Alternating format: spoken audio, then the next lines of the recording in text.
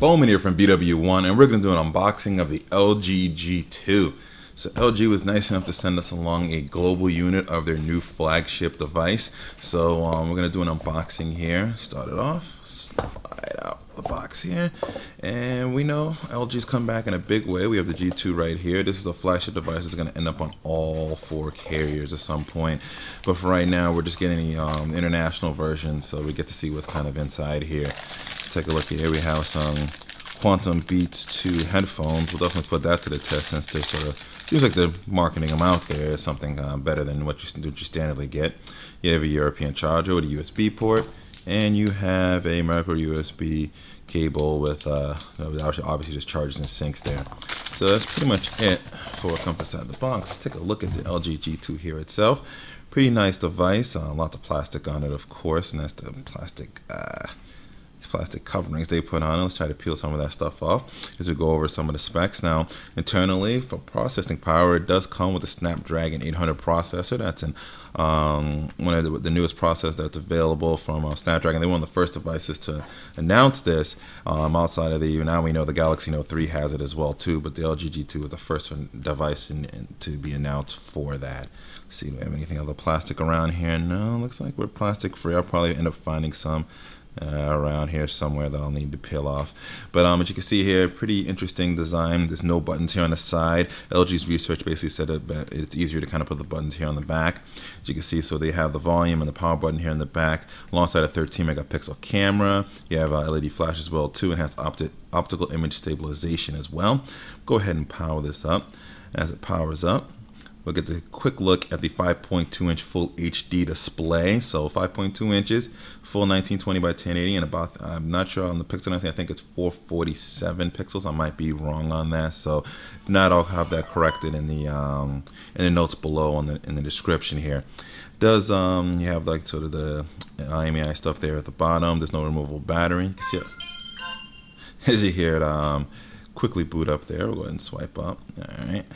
You can tap that a widget. Oh, that's pretty cool. Let's go ahead and go back here. One I want to show you is a knock feature, which is pretty cool. What the knock feature does, we'll go ahead and power this off here.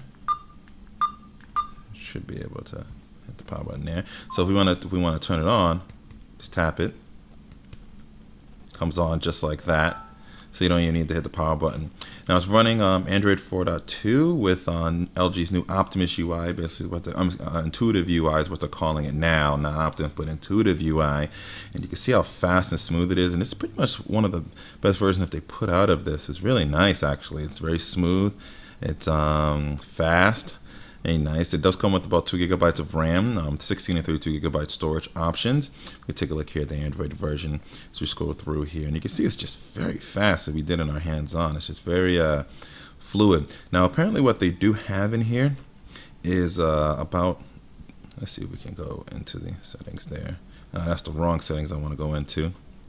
It says it does have, from what I was told at the event, it does have like some video RAM dedicated to it, which is sort of offloading some of the video graphics processing from the processor onto here. So that's pretty nice to have.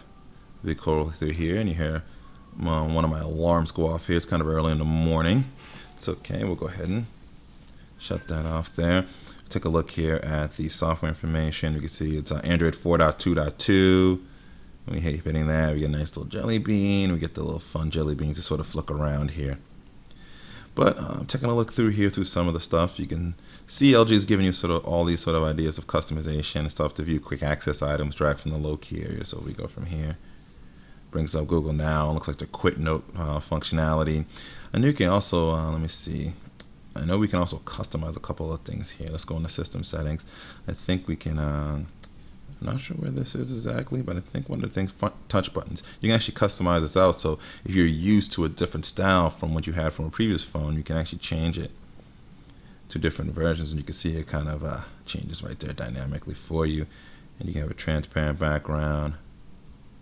So let's say if we are up here, we can turn it off, turn it on. We can have a different theme. You can do white gradient, black. We can bring that back. We can do black gradient if we want to. Pretty cool. And we're going to leave it on this one here and head on back home. Alright, so it gives you a bunch of tips and options that goes along here. Now, as far as software is concerned, there's not much on here other than really more so the stock stuff that you would normally get inside of LG's UI and more Google services, because this isn't a carrier branded device. So that means you don't get all the extra stuff that the carriers usually bring inside of it, which I'm always not a fan of always adding that stuff on here. And sometimes I think it kind of bogs down the device, but you can see here, really fast, smooth. You have LG Smart World. You have their sort of their fancy task manager here. It gives you the RAM and how much RAM you're using, how much RAM is free. So we have 2 GB obviously on this device here. As I mentioned before, you have your file manager, it looks like update center, video editor, you know, LG backup, life square.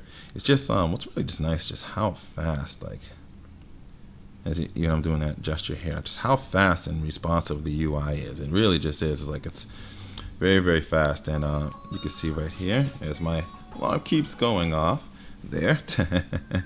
But other than that, that's just a quick hands-on here with the LG G2. Definitely going to be putting this to the test and definitely giving you guys my thoughts on it. If you have any specific things you want to see, any questions, let us know in the comments. But other than that, be sure to subscribe to our YouTube page, follow us on our Google Plus page as well too, Twitter, Facebook, all our social networking. And as all my alarms and buzzes go off here, always remember to live your tech world in high definition. Thanks for watching.